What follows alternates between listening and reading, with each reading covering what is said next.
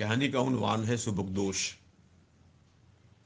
नजमा ने देखा था कि कमाल अहमद कई दिनों से बार बार एक कागज़ जेब से निकालते, पढ़ते और फिर उसे मोड़कर जेब में रख लेते थे। पढ़ते वक्त उनका चेहरा सुर्ख हो जाता, मगर थोड़ी देर में वो जर्दी माइल हो जाता और वो छत को घूरने लगते। उनकी आंखें वीरान वीरान सी लगती थीं और वो घंटों खामोश रहते। आज फिर इसी कागज़ को गौर से पढ़ते देखकर नजमा से बर्दाश्त नहीं हुआ और वो पूछ बैठी, आखिर ये है क्या जिसे आप बार बार पढ़ते हैं, कुछ बोलते नहीं? कमाल अहमद ने नजरें उठाकर बीवी की तरफ कुछ इस तरह देखा कि नजमा एक लम्हे को लरस गईं।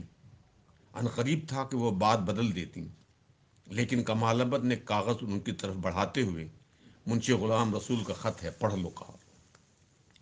नजमा ने ख़त ले लिया और पढ़ने लगी। बाद सलाम हुजूर, छोटे सरकार फिदवी अर्ज गुजार हुजूर के खैर आफियत का तलबगार है। अहवाल ज़रूरी यह है कि खादिम ने पहले भी मुत्तला किया था कि हवेली खस्ता हाल हो चुकी है, पूरब का हिस्सा गिर चुका है, दालान की छत भी मखदूश है, फाटक की बुर्जी पिछली आंधी में ज़मींबोस हो चुकी थी, अब फाटक के गिरने का भी अंदेशा है। अंदरून खाना बड़ी सरकार के कमरे की दीवार गिर चुकी है और छत से पानी आकर लकड़ी की अलमारियों को ख़राब कर चुका है। गुजारिश है कि हुजूर फौरी तौर पर मरम्मत का इंतज़ाम कराएं।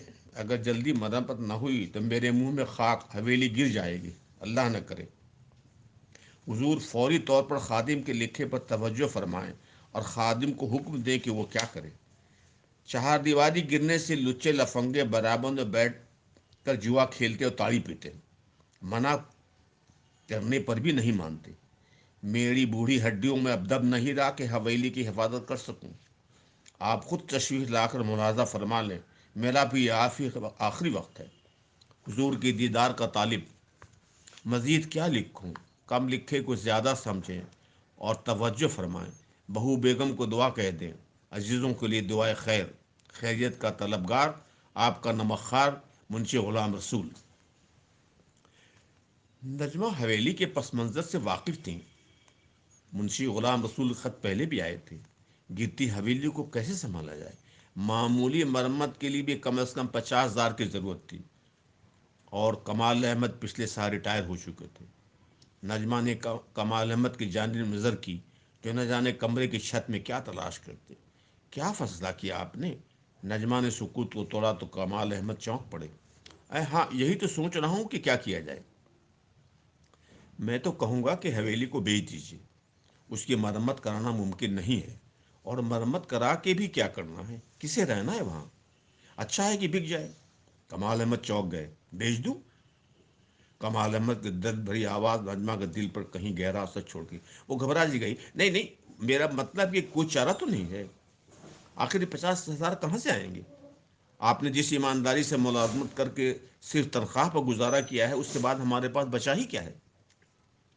नजमा ने मोहब्बत भरे लहजे में समझाते हुए कहा। कमाल अहमद गौर से नजमा को देखते रहे, फिर धीरे से बोले, अम्मा का कमरा बेच दूँ? अब्बा की ख्वाबगाह फरोख्त कर दूँ? जिस आंगन में मेरा बचपन गुजरा है उसे बेच दूँ? हवेली के पीछे खानदानी कब्रिस्तान में दादा अब्बा और अब्बा अम्मा की कब्रें भी बेच दूँ? कमाल अहमद के सख्त लहजे में छुपे गम की शिद्दत को नजमा ने अच्छी तरह महसूस किया और आबदीदा हो गई। उन्हें शौहर से बेपनाह मोहब्बत थी और वो अच्छी तरह जानती थी कमाल अहमद कभी इस गम का इजहार नहीं करती।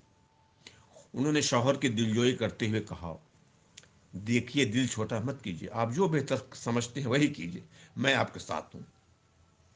ऐसा लगा जैसे कमाल अहमद के जख्मों पर किसी ने मरहम रख दिया। उनका चेहरा खिल उठा। ग्रेचुटी के रुपए मिलने वाले हैं उन्हीं से। उनका जुमला पूरा भी नहीं हुआ था, रंजना बोल उठी, एक ग्रेचुटी के रुपए क्या होते हैं? कमाल ने समझाते हुए कहा, रिटायरमेंट के बाद हर एक मुकम्मल व तशव्वश मुलाजमत के साल के बदले चंद्र दिन तनख्वाह और इनाम देती है, इसे ग्रेचुटी कहते हैं। 40-50 हज़ार तो मिल ही जाएंगे। उनके लहजे में इत्मीनान था। रुपए आपके हैं, आप जैसे चाहे खर्च करें, मगर मैं इतना ज़रूर कहूँगी कि आपके रुपयों पर मर्दों मुर्दों से ज़्यादा जिंदों का हक है, ये सोच लीजिए। कहती हुई नजमा کمرے سے باہر چلی گئیں اور کمال احمد پھر خیالوں میں گم ہو گیا۔ ان کی آنکھوں کے سامنے بھی رانجھ بگھا کی خوبصورت سی حویلی، اس کی رونق، اس کی چہل پہل رقص کرنے لگی، اور سارا منظر ذہن کے پردوں پر ابھر آیا۔ نہ جانے کب تک وہ انہیں خیالوں میں گم رہے۔ انہیں یہ بھی پتہ نہ چلا کہ نجمہ نے چائے کی پیالی لا کر ان کے سامنے رکھ دی ہے اور انہیں غور سے دیکھ رہی۔ کمال احمد کا معمول سا ہو گیا تھا کہ روز منشی جی کا خط نکال کر دیکھتے اور پھر جیب میں رکھ لیتے۔ انجام کار وہ دن بھی آ گیا کہ گریچو کے روپے ملتے ہی کمال احمد میران بگھا کے لیے روانہ ہو گئے۔ نجمہ انہیں جاتا دیکھتی نہیں، ایک ٹھنڈی سانس کھینچ کر انہیں صرف اتنا کہا، دیکھیے صحت کا خیال رکھیے گا اور جلدی واپس آئیے گا، میں تنہا پریشان رہوں گی۔ ہاں ہاں جلدی آ جاؤں گا، خدا حافظ۔ اسٹیشن پر منشی غلام رسول احمد کمال احمد کے منتظر تھے۔ دبلے پتلے سے 80 سال کے بوڑھے، لڑکھڑاتے قدموں سے انہوں نے کمال کا احمد کا استقبال کیا اور احترام اتنا جھکے کہ ان کی خمیدہ کمر مزید جھک گئی۔ کمال احمد کو ان کی حالت پر ترس آ گیا۔ منشی جی، آپ نے کیوں تکلیف کی؟ میں چلا آتا۔ آپ بہت کمزور ہو گئے ہیں منشی جی۔ کیسے نہ آتا حضور، کبھی ایسا ہوا ہے کہ میں استقبال کے لیے حاضر نہ ہوا ہوں؟ انہوں نے مؤدبانہ عرض کیا۔ اسٹیشن سے میران بگھا کا فاصلہ کچھ زیادہ نہ تھا، مگر تانگے کی ہچکلوں اور غیر ہموار راستوں نے اس مختصر سفر کو تکلیف دہ بنا دیا تھا۔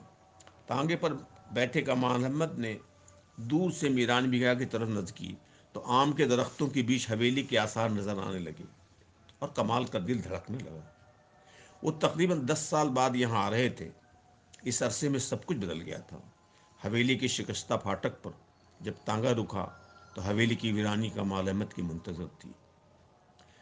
انہوں نے حسرت بھری نگاہوں سے حویلی کی طرف دیکھا اور ایسا محسوس ہوا جیسے کسی بھی لمحے اماں پکارتی ہوئی باہر آ جائیں گی، آ گیا بیٹا، میں کب سے تیری راہ دیکھ رہی تھی۔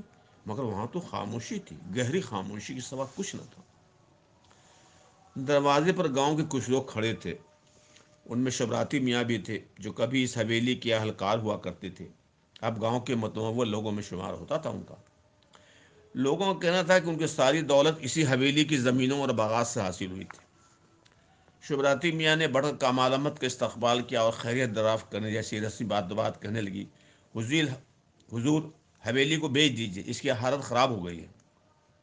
کمال احمد نے سوالیہ نگاہوں سے ان کی طرف دیکھا تو وہ بول اٹھے، جی ہاں، منشی جی کے بیٹے طاہر حسین اسے خریدنا چاہتے ہیں۔ منشی جی کو ایسا لگا جیسے کسی نے انہیں تماچا مار دیا۔ وہ گھبرا گئے، کہنے لگے، نہیں، طاہر کی کیا مجال کہ سرکار کی حویلی کو خریدنے کی سوچے بھی؟ ہم تو اس حویلی کے پروردگار ہیں، ہم تو ایسا سوچ بھی نہیں سکتے۔ وہ ہاتھ جوڑے مؤدبانہ انداز میں بول رہے تھے، لیکن ان کی آواز میں لڑکھڑاہٹ تھی، اس لیے یہ حقیقت تھی کہ ان کا بیٹا طاہر حسین جو کلکتہ میں تجارت کرتا تھا، حویلی خریدنا چاہتا تھا۔ جب اس نے پہلی بار منشی جی سے اس کا ذکر کیا تو وہ بفر اٹھے تھے، خبردار جو ایسی بات کی، ہم اس حویلی کے نمک خوار ہیں، تمہارے پاس دولت لگائی تو تم اپنی اوقات بھول گئے، اس حویلی کو خود خریدنے کی سوچنے لگے جس نے تمہاری پرورش کی تھی۔ طاہر سنجیدہ ہو گیا، ابا حویلی گر رہی ہے، کمال صاحب اسے بنوا نہیں سکتے، ہم خرید کر اسے بنوا لیں تو کیا حرج ہے؟ آخر کیوں خریدنا چاہتے ہو تم تو کلکتہ میں رہتے ہو، اس حویلی کے کیا کرو گے؟ منشی جی کی سوچ میں غصہ تھا۔ طاہر حسین کے ہونٹوں پر طنز بھری مسکراہٹ پھیل گئی۔ یہ حویلی ہمیں اس غربت کی یاد دلاتی ہے ابا، جب ہم اس کے محتاج تھے۔ ہم اسے خرید کر اس داغ کو دھونا چاہتے ہیں جو ہمارے دامن پر لگا ہوا ہے۔ ماضی کو روپیوں سے خرید کر بدلا نہیں جا سکتا بیٹا۔ منشی جی کی آواز میں بھی طنز تھا۔ میرے جیتے جی ایسا نہیں ہو سکتا، غلام رسول کے مرنے کے بعد جو ہونا ہے ہوگا۔ طاہر حسین باپ کا لحاظ کر خاموش تو ہو گیا، لیکن پورے گاؤں میں بات پھیل گئی کہ منشی غلام رسول کا بیٹا حویلی خرید رہا۔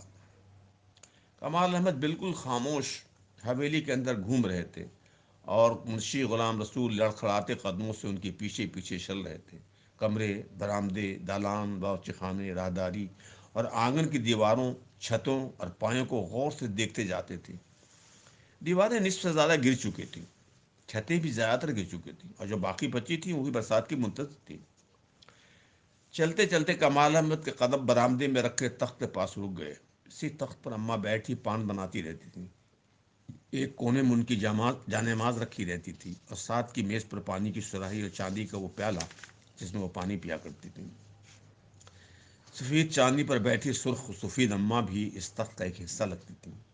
اب تخت پر مٹی کی ایک دبیش تہ جمی ہوئی تھی اور سارا برآمدہ سائیں سائیں کر رہا تھا۔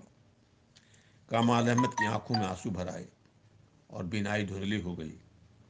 انہیں ایسا محسوس ہوا جیسے تخت پر اماں بیٹھی ہوئی ہیں، انہیں پیار بھری نظروں دیکھ رہی ہوں۔ آنگن میں لگے ہار سنگار کے پھولوں کی زرد ڈنڈیوں سے ایک چھوٹا سا بچہ اپنی کتاب کے اوراق رنگ رہا ہو اور مریم بھی یہاں ہاتھوں میں دودھ کا گلاس دیکھ کھڑے ہوں۔ کمال احمد نے آنکھیں پھونچی تو سارا منظر کافور ہو گیا۔ ہار سنگار کی جگہ برگد اگایا تھا، چہار جانب سناٹا تھا اور حویلی جیسے مکینوں کا ماتم کر رہی تھی۔ اس حویلی کو بنوانا تو ممکن نہیں ہے، کمال احمد نے سوچا۔ جو 50,000 روپے لے کر وہ آئے ہیں ان سے تو اس دالان کی چھت بن سکتی تھی۔ وہ گھبرا کر حویلی سے نکل کر اس سے متصل آبائی قبرستان میں چلے گئے۔ دادا کی قبریں زمیں بوس ہو چکی تھی اور اس پر اپلے تھاپے جا رہے تھے۔ اماں کی قبر کا بیچ کا حصہ ماں کی سونی آغوش کی طرح کھلا ہوا تھا۔ پورب کی جانب قبر بالکل زمین میں دھس گئی تھی۔ کمال احمد قبر کے کنارے کھڑے کھڑے کچھ سوچتے رہے۔ انہوں نے منشی کو کہا، منشی جی، داہو مستری کو بلائیے، سیمنٹ اور باگو منگوائیے، اماں کے کمرے کی جو دیوار کی گئی ہے اس کی اینٹیں اور پائے بھی منگوا لیجیے۔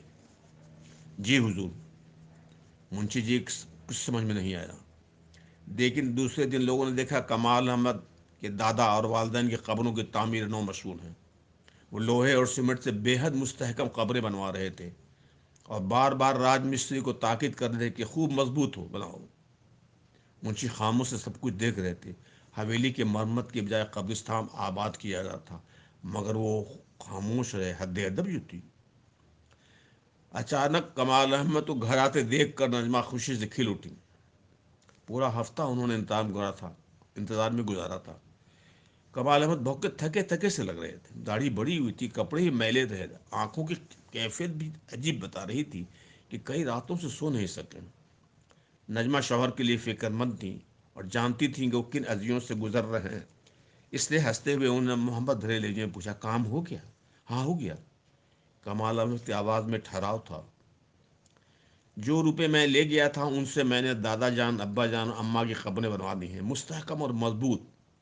کم از کم میری زندگی تک تو انہیں کچھ نہیں ہوگا۔ کمال احمد کی آواز جیسے بہت دور سے آ رہی تھی، پھر وہ کافی تیز آواز میں بولنے لگے، پھاٹک کی برجیاں گر گئی تھیں نا، انہیں میں نے دادا اور ابا کی قبروں میں سرہن میں سکرا دیا۔ اماں کے برآمدے میں جو خوبصورت پائے تھے انہیں اماں کی قبر کے سرہانے لگوا کر خوبصورت سی محراب اور جالیاں اگوا دیں۔ پوری قبر سفید مرمر بنوائی ہے۔ اماں کو سنگ مرمر بہت پسند تھا نا۔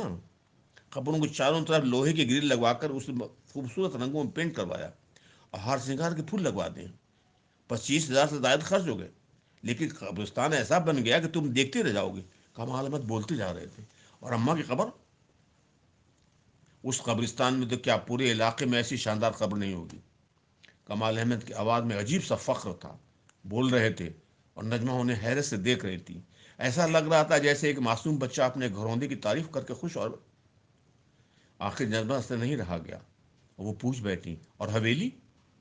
کمال احمد کو جیسے بریک لگ گیا، وہ چونک سے گئے۔ حویلی؟ ہاں حویلی۔ حویلی میں نے منشی غلام رسول کے نام کر دی ہے۔ کمال احمد سرد لہجے میں بولے۔ چند لمحے کو سکوت طاری ہو گیا، پھر وہ بول پڑے، میں سبکدوش ہو گیا، آج میں سبکدوش ہو گیا نجمہ۔ ان کی آواز بھرا گئی تھی اور آنکھوں کی ویرانی گہری ہوتی جا رہی تھی۔